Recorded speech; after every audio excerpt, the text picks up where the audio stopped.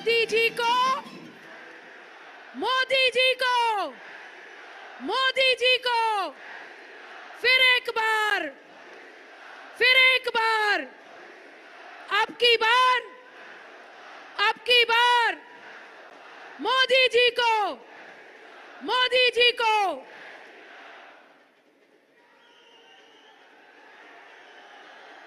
अब मैं माननीय प्रदेश अध्यक्ष वीरेंद्र सचदेवा जी से अनुरोध करती हूं कि विश्व में भारतीय जनता पार्टी के कमल की सुगंध फैलाने वाले हमारे यशस्वी प्रधानमंत्री आदरणीय नरेंद्र मोदी जी को कमल के फूल का प्रतीक देकर स्वागत करें।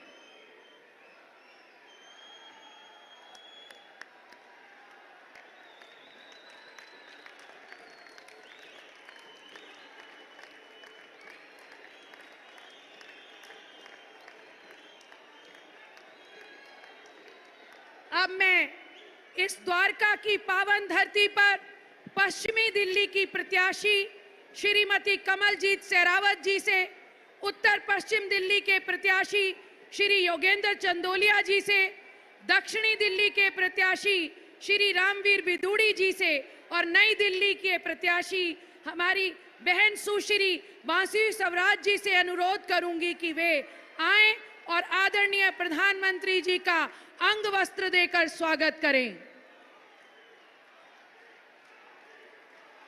मोदी, मोदी,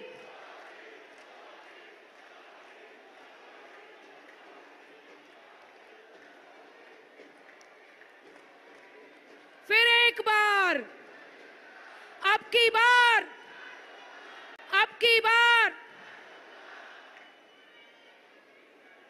देश के यशस्वी प्रधानमंत्री जी ने नारी शक्ति बिल लाकर देश की महिलाओं का सम्मान बढ़ाया है।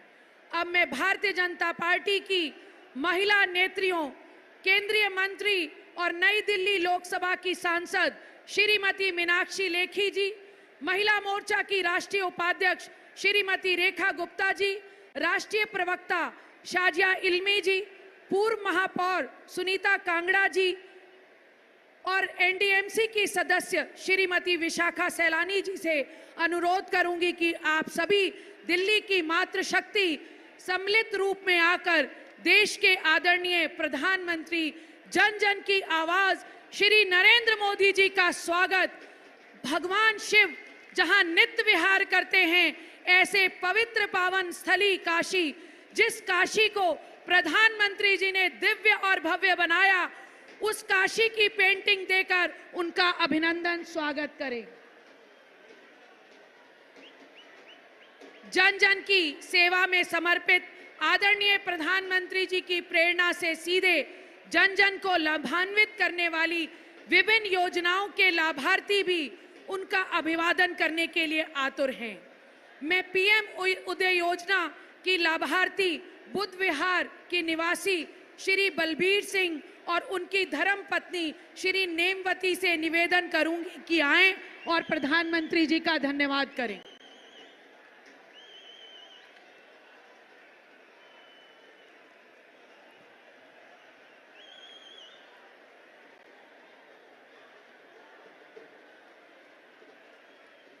उज्ज्वला की लाभार्थी श्रीमती किरण और श्रीमती विमला, जिन्होंने मुद्रा योजना से लाभ प्राप्त किया, वे भी आएं और प्रधानमंत्री जी का धन्यवाद आभार करें। श्रीमती विमला जी को 1 लाख रुपए का लोन मिला और उन्होंने जूते बनाने का काम शुरू किया।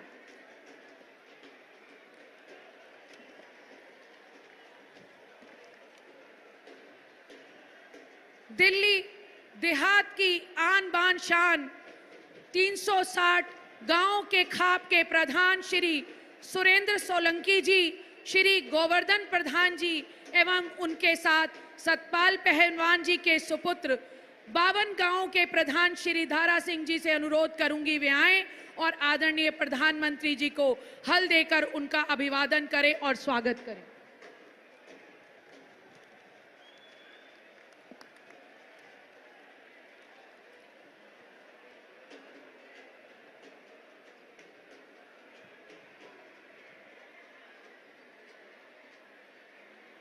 मोदी जी को, मोदी जी को, मोदी जी को। अब मैं दिल्ली हाई कोर्ट के रिटायर्ड जस्टिस सरदार आर.एस. सोडी जी से आग्रह करूंगी कि वे आए। आप गुरु गोबिंद सिंह जी के ताया जी श्री सूरजमल जी के वंशज हैं। आज भी आपकी हवेली गुरु तेग बहादुर जी की जमीन आनंदपुर साहब में स्थित है। आप देश के आदरणीय प्रधानमंत्री जी का स्वागत, साहिबजादे जिनके बलिदान दिवस को आदरणीय प्रधानमंत्री जी ने वीर बाल दिवस के रूप में घोषणा की, ऐसे वीर साहबजादों की स्मृति चिन्ह भेंट करें।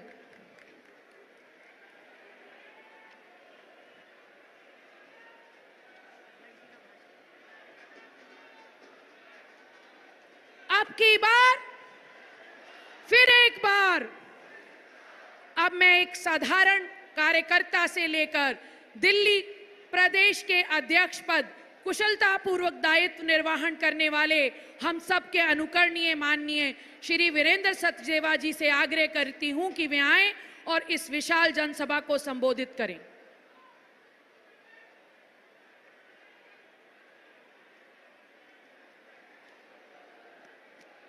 दोनों हाथ उठा के बोलिए भारत माता की, भारत माता की, भारत माता की। मंच पर उपस्थित हम सबको प्रेरणा देने वाले आदरणीय प्रधानमंत्री जी, मंच पर उपस्थित सभी मेरे साथीजन और द्वारका की इस धरती पर पधारे दिल्ली के सभी मेरे भाई बहनों को मैं नमस्कार करता हूं। आज दिल्ली की जनता माननीय प्रधानमंत्री जी का अभिवादन करने आई है, तो एक बार जोरदार तालियां बजा के आप उनका अभिवादन कीजिए। जोरदार तालियां बजा के अभिवादन करना है।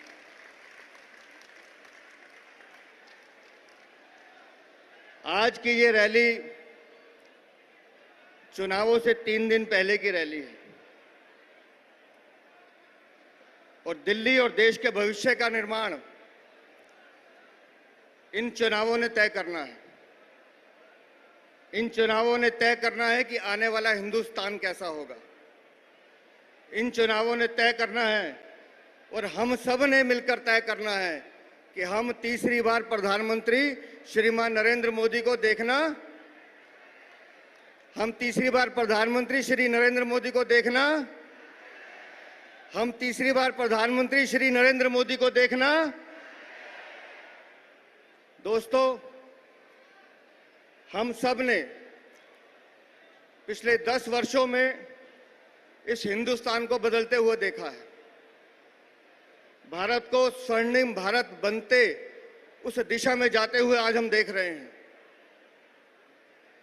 और पूरे देश में अगर किसी एक बात की गारंटी है तो वो गारंटी है, तो वो गारंटी है, तो वो गारंटी है विगत 10 वर्षों में माननीय प्रधानमंत्री जी के नेतृत्व में देश ने आकाश की ऊंचाइयों को छुआ है। हमने धारा 370 हटते हुए देखा है।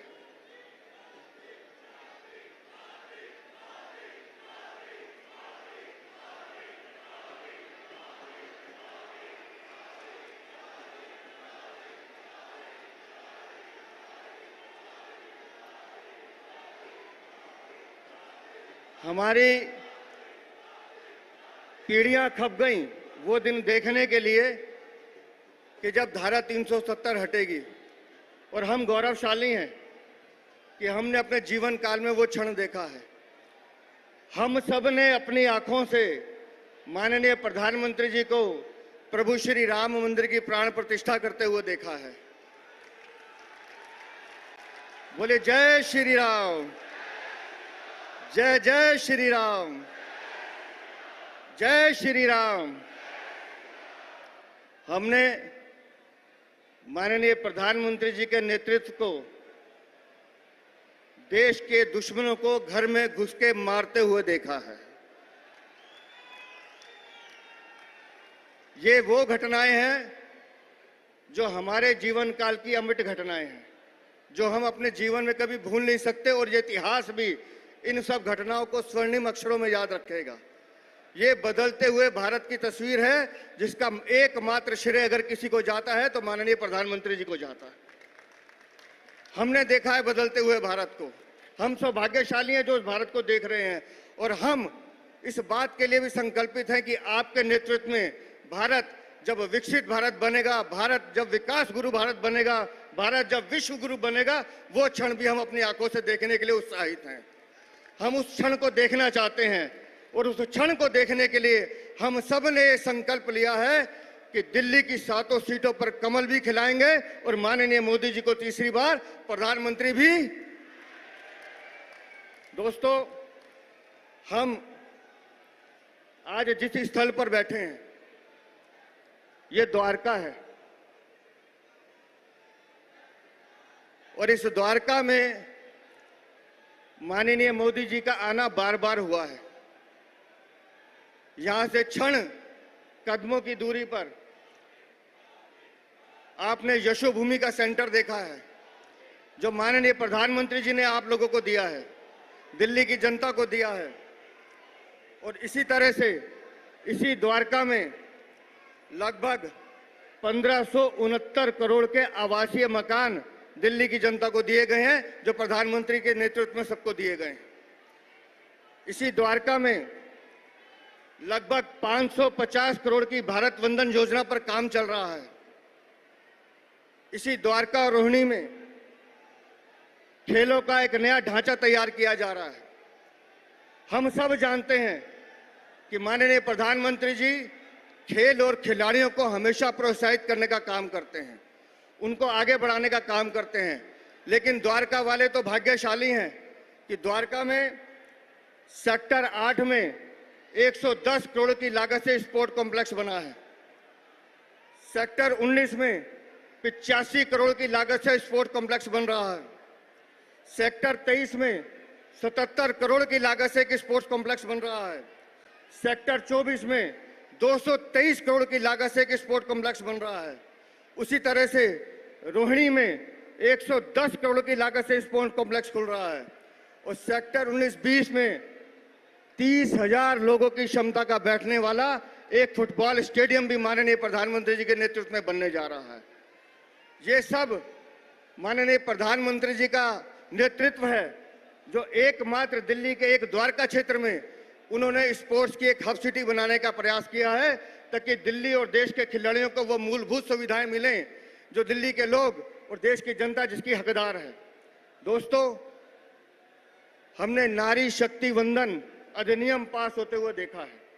माननीय प्रधानमंत्री जी ने हमेशा मातृशक्ति को बढ़ाने का काम किया है, लेकिन मैं बड़ी विनम्रता के साथ इस मंच से कहना चाहता हूं कि आज दिल्ली में एक ऐसी सरकार भी है जहां दिल्ली के मुखिया अपने घर में बुलाकर महिलाओं का अपमान करते हैं, मारपीट करते हैं, मातृशक्ति को अपमानित करते हैं। ये इसी दिल्ली में हुआ है, आप सबके सामने हुआ है। इस दिल्ली में इस सरकार को सबक सिखाने की जरूरत है, और उसके लिए जरूरी है माननीय प्रधानमंत्री जी का नेतृत्व। इसलिए मैं आप सबसे हाथ जोड़ के विनती करता हूं, हम सब एकजुट होकर एक मत से, एक मुख से एक ही बात करेंगे कि 25 मई का दिन होगा, 25 मई का दिन होगा, 25 मई का दिन होगा।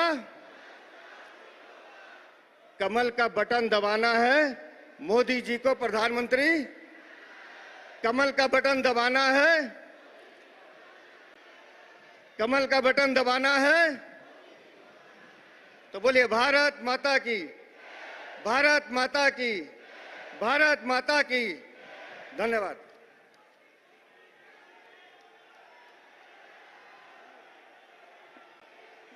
मोदी जी को, मोदी जी को। अब मैं वैश्विक नेता, जनप्रिय नेता, भारत के प्रत्येक जन जन के हृदय में जो विद्यमान रहते हैं, ऐसे सर्वकालीन लोकप्रिय नेता, यशस्वी प्रधानमंत्री आदरणीय श्री नरेंद्र मोदी जी से निवेदन करती हूं कि वे आए और दिल्ली की जनता को अपने ओजस्वी वचनों से कृतार्थ करें। आदरणीय श्री नरेंद्र मोदी जी, मोदी जी को, मोदी जी को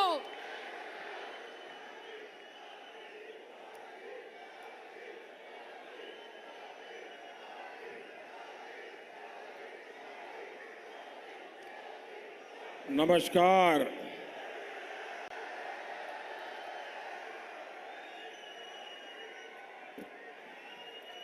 भारत माता की, भारत माता की, भारत माता की। दिल्ली का मूड क्या है, ये देश देख रहा है। अब तक 400 से ज्यादा सीटों का मतदान हो चुका है। 5 चरणों ने बीजेपी एनडीए की मजबूत सरकार पक्की कर दी है।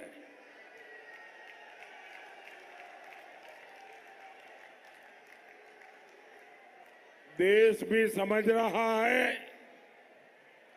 कि इंडी वालों को अगर गलती से भी कोई वोट पड़ गया तो वोट देश के लिए किसी काम आने वाला नहीं है। जबकि बीजेपी को दिया हर वोट विकसित भारत का संकल्प मजबूत करेगा और इसलिए ये विशाल जनसागर भी एक स्वर से कह रहा है, फिर एक बार, फिर एक बार, फिर एक बार। भाइयों और बहनों, आजादी के बाद पहली बार भारत के लोगों ने स्पष्ट रूप से कांग्रेस मॉडल और भाजपा मॉडल का फर्क देखा है।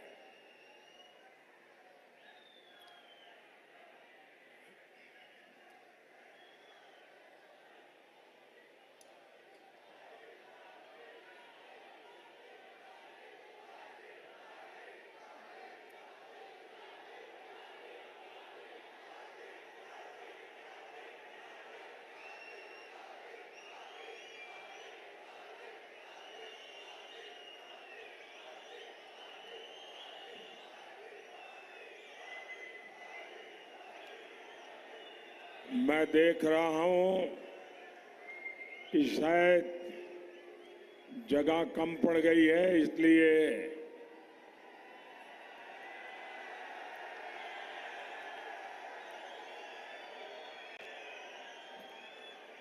मेरी आप सबसे एक प्रार्थना है, ये हाथ में जो बोर्ड वगैरह लेकर के आए हैं, अगर नीचे रख देंगे तो पीछे वाले देख पाएंगे। आप मुझे दिखा रहे हैं, मैंने देख लिया, अब नीचे रखिएगा तो अच्छा होगा। ये कुछ सुनते हैं क्या वहां वाले?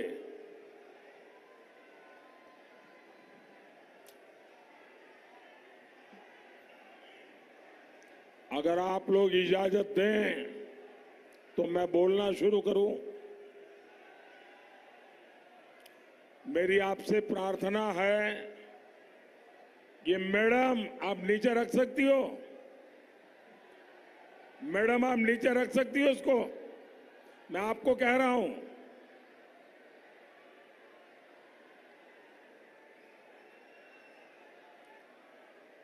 अगर आप लोग इजाजत दें तो मैं अपना बोलना शुरू करूं।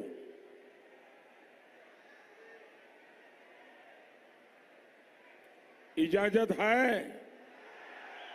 मुझे लगता नहीं है। अगर आपकी इजाजत है तो मैं बोलना शुरू करूं। आपका ये प्यार, आपका ये उत्साह मेरे सर आंखों पर, लेकिन कम से कम मुझे तो बोलने तो दीजिए।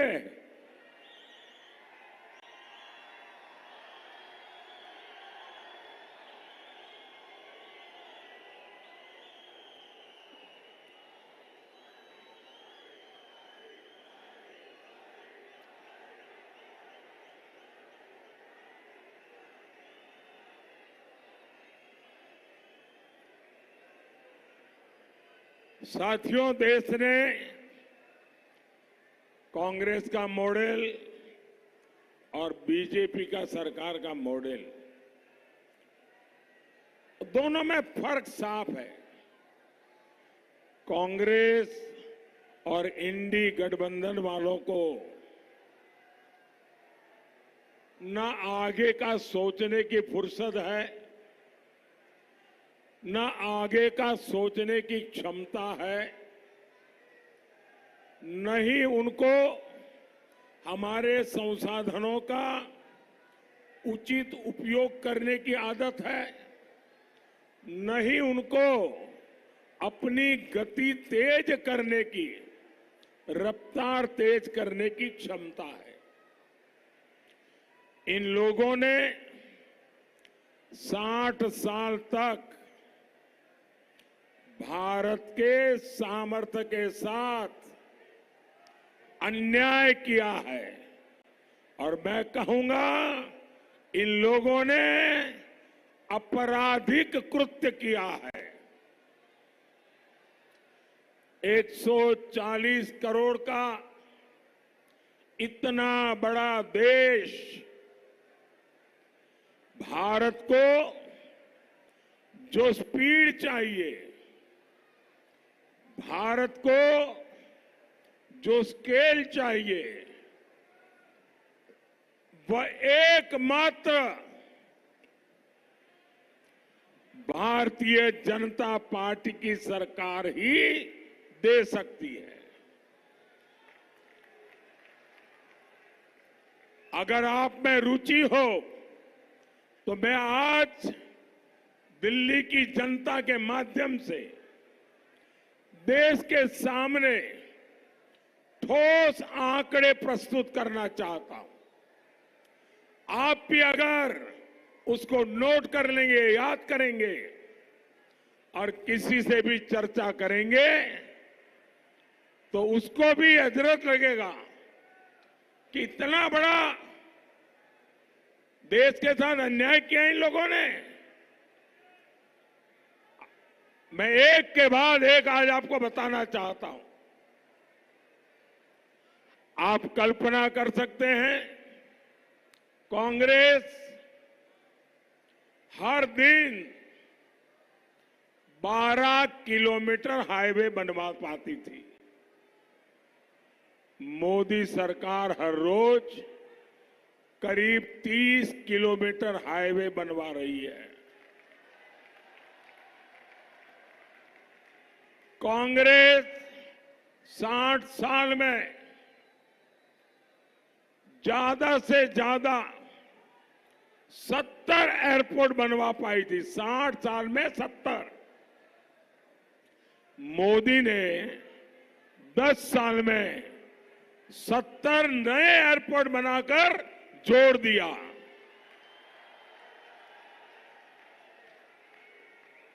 साठ साल में कांग्रेस 380 मेडिकल कॉलेज बनवा पाई। मोदी ने सिर्फ 10 साल में 325 से ज्यादा नए मेडिकल कॉलेज बनवा दिए। कांग्रेस के समय 7 एम्स से आज 22 से अधिक एम्स हैं। कांग्रेस के राज में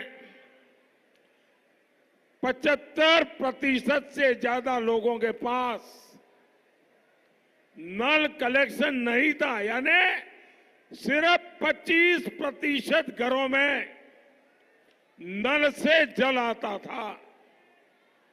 आज 75% लोगों के घर में नल से जल आ रहा है। कांग्रेस ने 60 साल में 14 करोड़ से भी कम गैस कनेक्शन दिए थे। मोदी ने अपने 10 साल में 18 करोड़ से ज्यादा नए गैस कनेक्शन दिए हैं।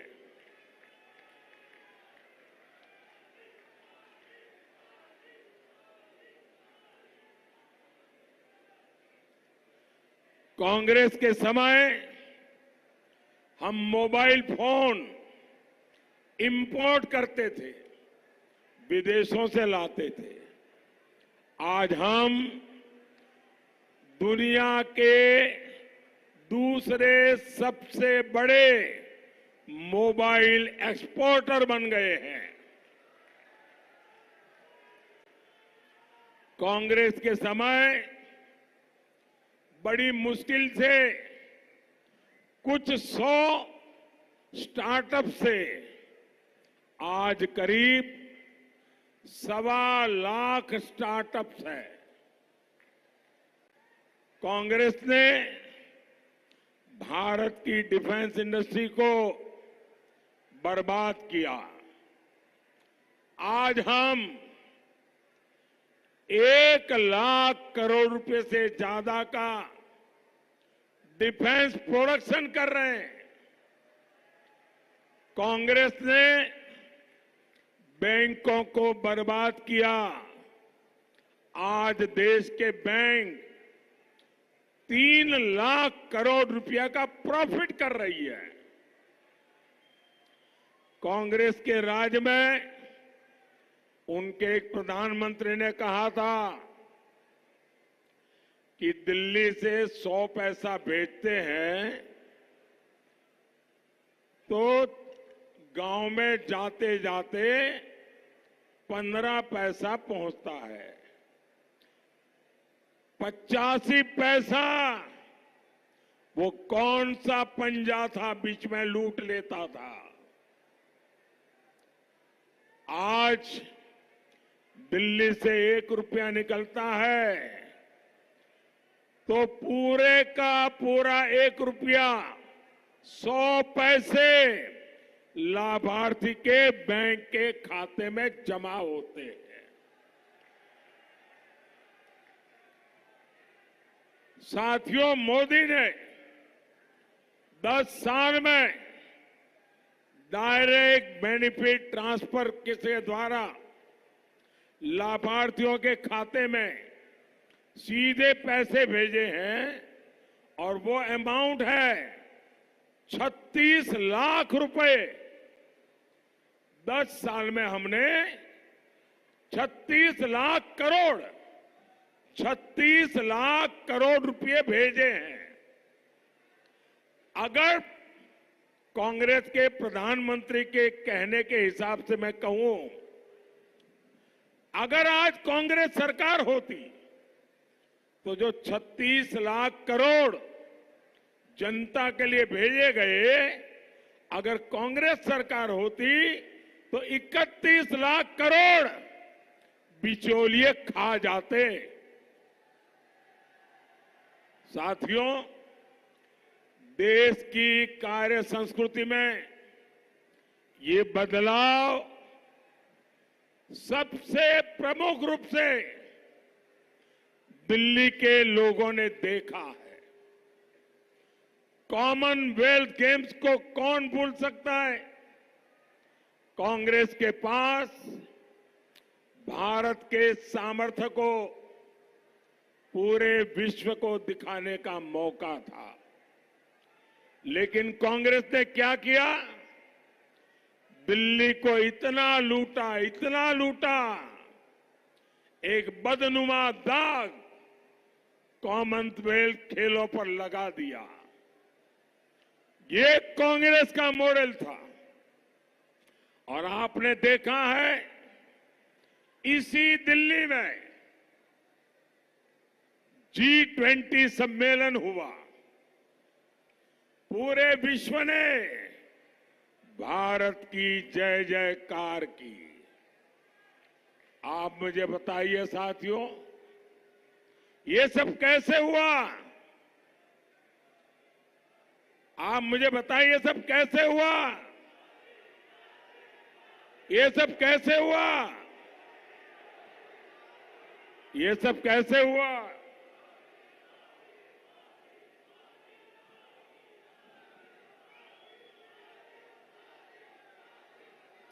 साथियों, ये सब इसलिए हुआ क्योंकि भाजपा का विकास मॉडल नेशन फर्स्ट के लिए कमिटेड है।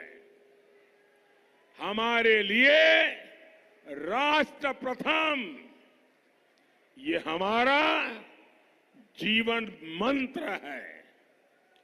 दूसरी ओर कांग्रेस और इंडी गठबंधन है, इनका एकमात्र एजेंडा है फैमिली फर्स्ट।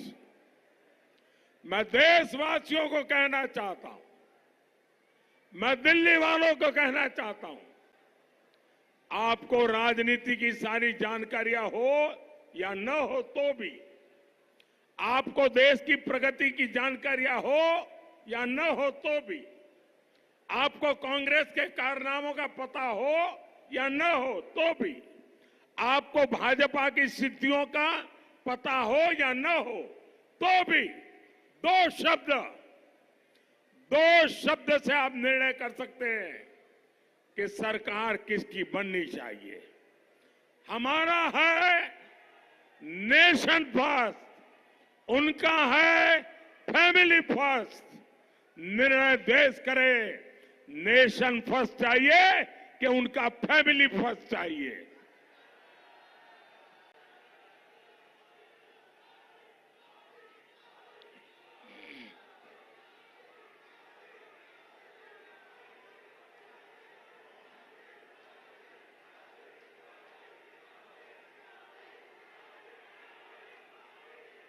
ये इंडी गठबंधन आज देश में फैली हर बुराई का प्रतीक है। इंडी गठबंधन के जितने लोग हैं, इनमें तीन चीजें समान है। तीन चीजें इनकी रगों में है। एक है, ये इंडी गठबंधन के सारे लोग गौर सांप्रदायिक है। दूसरा, ये गौर जातिवादी है। तीसरा, ये गौर परिवारवादी है। इन तीनों में दिखाई देगा। भाई और बहनों, इनकी सांप्रदायिकता की साक्षात गवाह हमारी दिल्ली रही है। आज मैं, जो लोग, जरा ये मीडिया वाले भी कान खोल के सुन लो,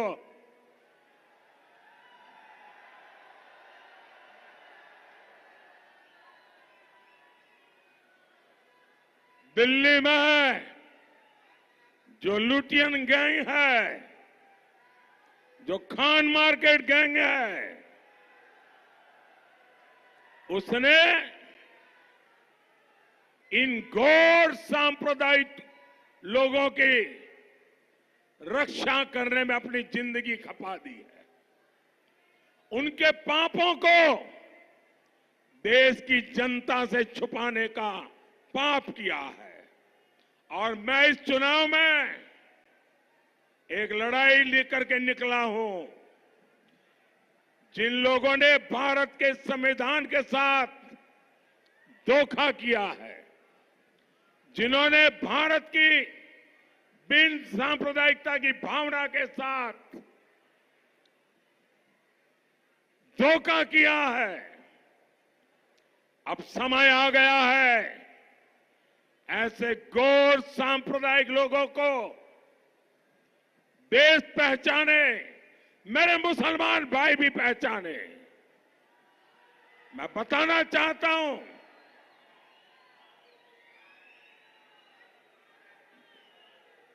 मैं जरा कांग्रेस के नेताओं को पूछना चाहता हूं, वो भाषण देते रहते हैं कि अगर पीएसयू का प्राइवेटाइजेशन होगा तो आरक्षण चला जाएगा। भाषण इतने करते हो, जरा आज मुझे जवाब दो। मैं दिल्ली की धरती से चुन चुन करके सवाल पूछना चाहता हूं।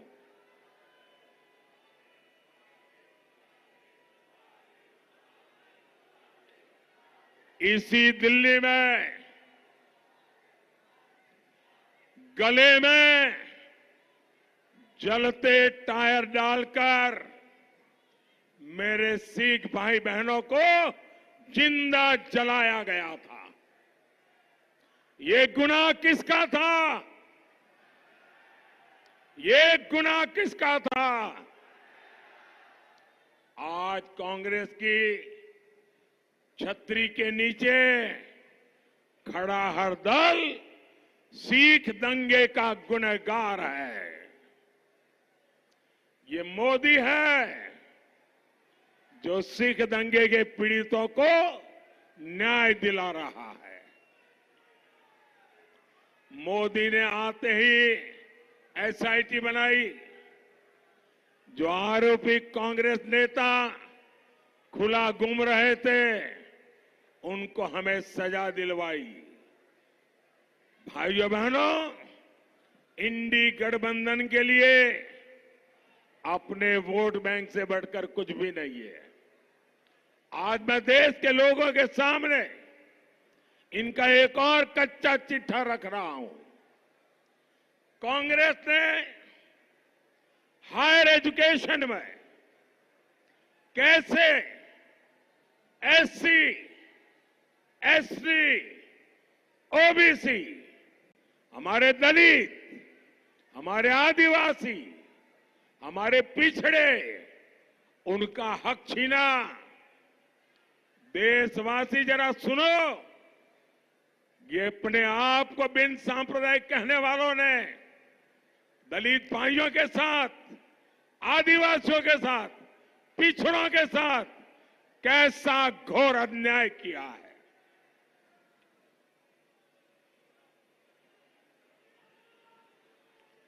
दिल्ली की प्रतिष्ठित जामिया मिलिया इस्माइलिया सेंट्रल यूनिवर्सिटी पूरा देश जानता है। 60 साल तक ये यूनिवर्सिटी बाकी यूनिवर्सिटियों की तरह एक सामान्य शिक्षा संस्थान के रूप में चल रही थी। इसमें भी दलितों, पिछड़ों, आदिवासियों को रिजर्वेशन मिला करता था।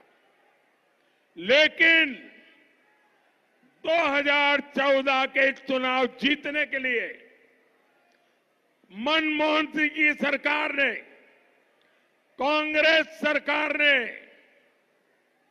ये इंडी गठबंधन वालों की जमात की सरकार थी, 2011 में कांग्रेस सरकार ने चुपचाप एक चाल चली। अचानक जामिया मिलिया यूनिवर्सिटी को माइनॉरिटी इंस्टीट्यूशन घोषित कर दिया।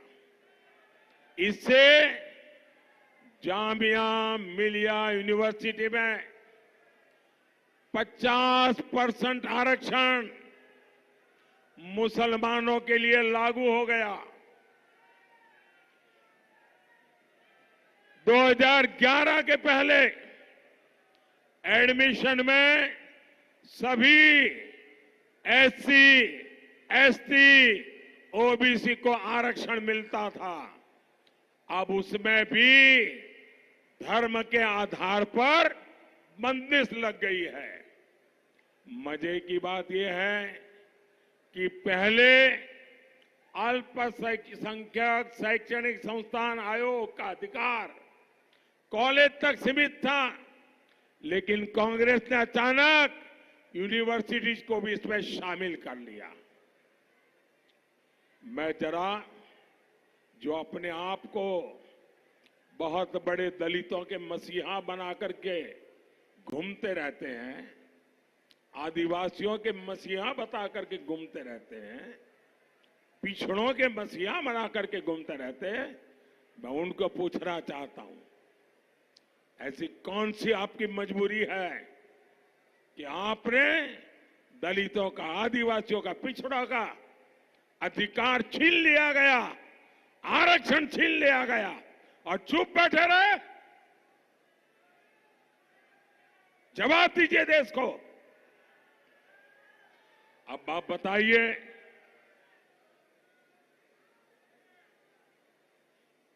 करीब 15 साल हो गए, सैकड़ों एडमिशन हुए, सैकड़ों भर्तियां हुई, लेकिन सभी एससी, एसटी, ओबीसी को उनका हक नहीं मिल पा रहा।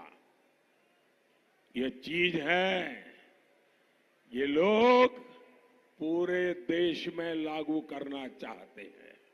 और इसलिए मैं दलित भाइयों को कहता हूं, ये आपके आंख में धूल झोंक रहे। मैं आदिवासियों को कहना चाहता हूं, ये आपके आंख में धूल झोंक रहे हैं। मैं बख्शीपंच के हमारे ओबीसी भाई बहनों को कहना चाहता हूं, ये आपके आंख में धूल झोंक रहे हैं।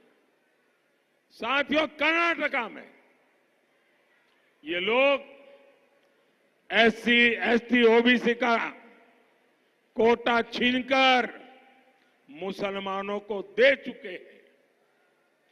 आज मैं नहीं जानता हूं हमारे मीडिया के लोग इस खबर को खबर मानते हैं कि नहीं मानते। आज ही कोलकाता हाई कोर्ट ने इस इंडी अलायंस को एक बहुत बड़ा तमाचा मारा है। कोर्ट ने 2010 के बाद से जारी सारे ओबीसी सर्टिफिकेट कैंसिल कर दिया है। क्यों? ये इसलिए किया गया क्योंकि पश्चिम बंगाल की सरकार ने मुसलमानों का वोट बैंक के लिए अनाप शनाप मुसलमानों को ओबीसी बनाने के सर्टिफिकेट दे दिए थे। ये वोट बैंक की राजनीति, ये तुष्टीकरण की राजनीति, ये तुष्टीकरण की सनक हर हद पार कर रही है। आज कोर्ट ने तमाचा मारा है। यही लोग कहते हैं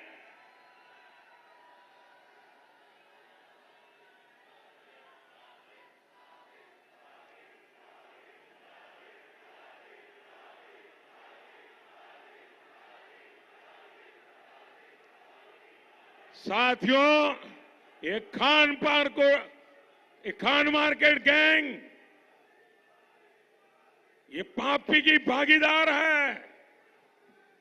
यही लोग कहते हैं कि देश के संसाधनों पर पहला हक मुसलमानों का है। ये लोग लगातार सरकारी जमीनें वक्फ बोर्ड को दे रहे हैं, बदले में वोट मांग रहे हैं।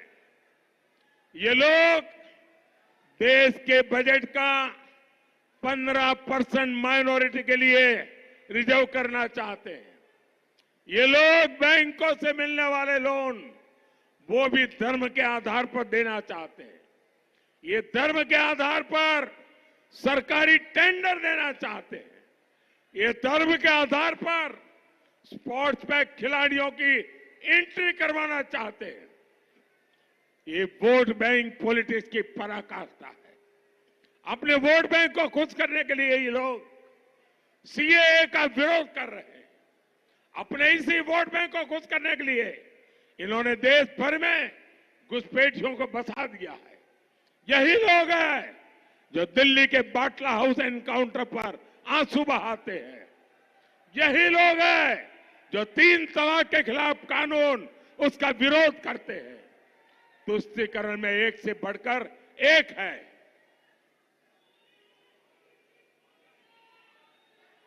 और इसी के लिए इन्होंने एक साथ आकर इंडी गठबंधन बनाया है। और साथियों, अब ये खान मार्केट गैंग के पास एक ही रास्ता बचा है। मोदी जितनी बार मुसलमान शब्द बोले उसको कह देना सांप्रदायिकता का भाषण कर रहा है। साथियों, मैं जब इनकी घोर सांप्रदायिक हरकतों को हकीकतों के द्वारा, तथ्यों के द्वारा एक्सपोज कर रहा हूं तो इनका पूरा इकोसिस्टम चिल्लाता है कि मोदी हिंदू मुसलमान कर रहा है। भाइयों बहनों, मुझे चिंता इस देश की है। आप आजादी के पहले के दिन देखिए, कांग्रेस पार्टी ने एक के बाद एक ऐसी ही हरकतें शुरू की थी जिसका परिणाम हुआ देश के टुकड़े हो गए, धर्म के आधार पर हो गए।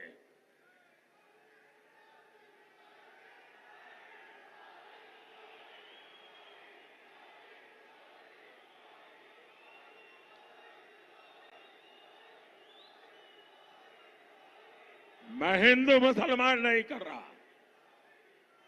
ये लोग सुबह शाम रात दिन मुसलमान मुसलमान, vote bank vote bank, vote जिहाद, यही उनका खेल चलता है।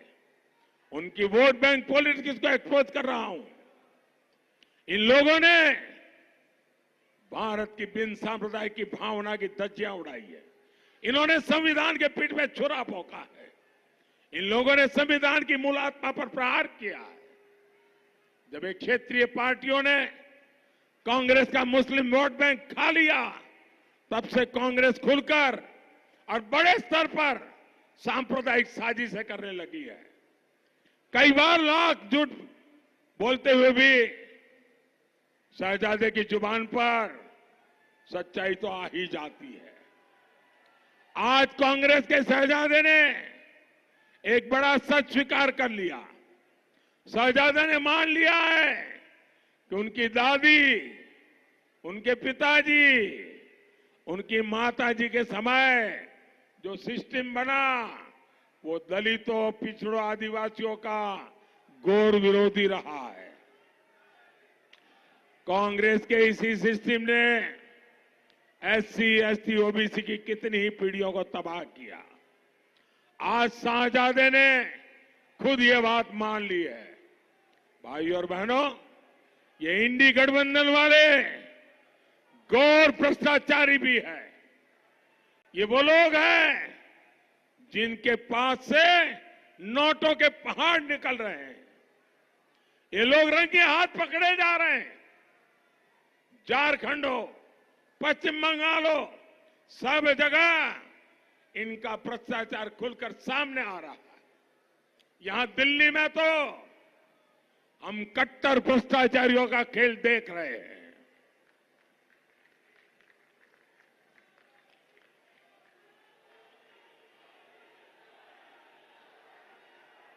इन लोगों ने दिल्ली के लोगों को लूटने का कोई मौका नहीं छोड़ा। अदालतें भी इन कट्टर भ्रष्टाचारियों की लूट देखकर हैरान है।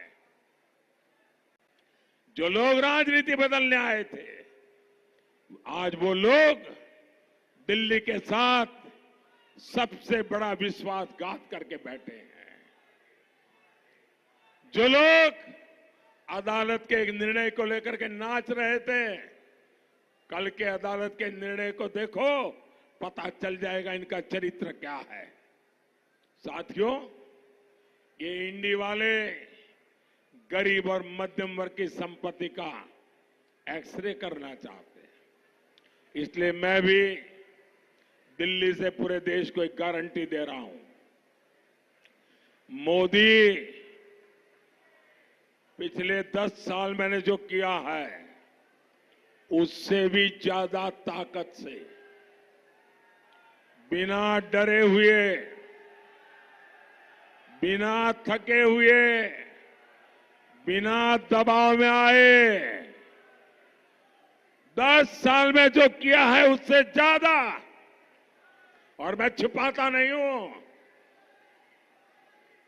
इन भ्रष्टाचारियों की संपत्ति का एक्सरे अब मोदी करेगा।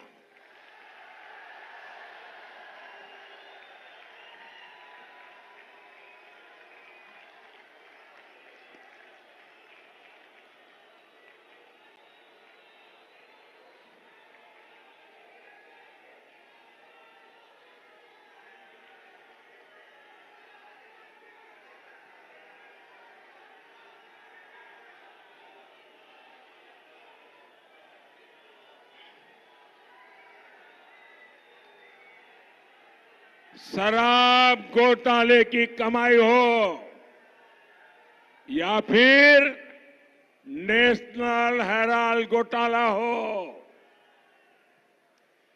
भ्रष्टाचारियों से पाई पाई वसूली जाएगी।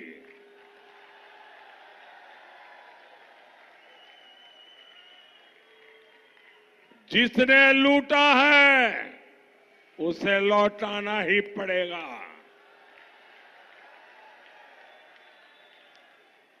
और जो लूटा हुआ मैं इन दिनों लाखों करोड़ की पैसे मिल रहे हैं, हैरान हो जाएंगे। 2200 करोड़ रुपया पकड़ा गया है। अकेले चुनाव डिक्लेयर होने के बाद 9000 करोड़ रुपया पकड़ा गया है।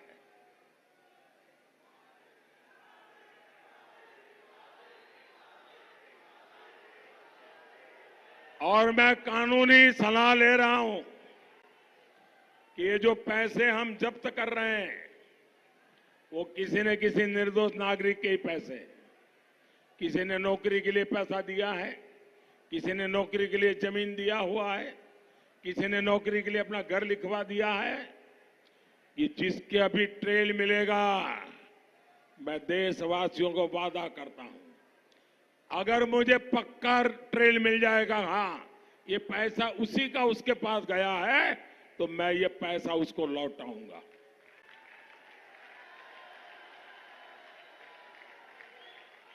और ये जो लुटेरे हैं ना, उनका जिंदगी जेल में जाना तय है दोस्तों। ये मोदी की गारंटी है। भाइयों और बहनों, दिल्ली में भारत सरकार कनेक्टिविटी के इंफ्रास्ट्रक्चर पर लाखों करोड़ रुपए खर्च कर रही है। ये जो शानदार एक्सप्रेस वे हम बना रहे हैं, ये सिर्फ ईज ऑफ ट्रैवल को आसानी बना रहे, इतना नहीं है, इससे कूड़े के पहाड़ों को कम करने में भी मदद मिल रही है। आपको जान करके खुशी होगी, दिल्ली मुंबई एक्सप्रेस वे में ओखला और गाजीपुर का ये जो कूड़े कचरे के ढेर है ना, 1.5 लाख मैट्रिक टन कचरा हमने प्रोसेस करके उसको रोड बनाने के काम में लगा दिया। साथियों, 10 वर्षों में दिल्ली में नया संसद भवन बना है, नेशनल वॉर मेमोरियल बना है, नेशनल पुलिस मेमोरियल बना है, भव्य और आधुनिक प्रधानमंत्री संग्रहालय बना है, भारत मंडपम बना है, यहां द्वारिका में यशोभूमि जैसा शानदार कन्वेंशन सेंटर बना है। ऐसे इंफ्रास्ट्रक्चर से दिल्ली मीटिंग्स, इवेंट्स, एक्सपो ऐसे टूरिज्म का हब बनती जा रही है। ये आने वाले समय में रोजगार का बहुत बड़ा माध्यम बनने जा रहा है। साथियों, दिल्ली में इंफ्रास्ट्रक्चर के साथ ही दिल्ली के लोगों की सहूलियत पर भी मोदी का उतना ही ध्यान है। हर परिवार जो मुफ्त राशन की योजना से जुड़ा है, उसके हर साल 12,000 रुपए बच रहे हैं। सस्ते सिलेंडर की योजना से प्रति सिलेंडर आपका 300 रुपया से ज्यादा बच रहा है। मोदी सरकार का प्रयास ज्यादा से ज्यादा घरों तक पाइप से रसोई गैस की सप्लाई का भी है। बीते 10 साल में 15 लाख नए घरों तक पीएनजी गैस पहुंचानी शुरू हुई है। 80% तक सस्ती दवाएं देने वाला जन औषधि केंद्रों के कारण भी हजारों रुपए हर महीने बच रहे हैं। स्टेंट और नी इम्प्लांट की कीमत को कंट्रोल करना हो, मुफ्त डायलिसिस की सुविधा हो, इससे भी गरीब और मध्यम वर्ग के करोड़ों रुपए बचे हैं। अब तो मोदी पीएम सूर्यघर मुफ्त बिजली योजना लेकर आया है और इससे बिजली बिल, आपका बिजली बिल 0 होगा, 0। और आपकी जो अतिरिक्त बिजली होगी वो बिजली सरकार खरीदेगी। जो लोग इस योजना से जुड़ चुके हैं उनकी हर महीने सरकार को बिजली बेचकर 2,500 से 3,000 रुपए की कमाई होने जा लगी है। साथियों, दिल्ली देश का दिल है, इसलिए दमदार भारत के लिए दमदार सरकार और दमदार पीएम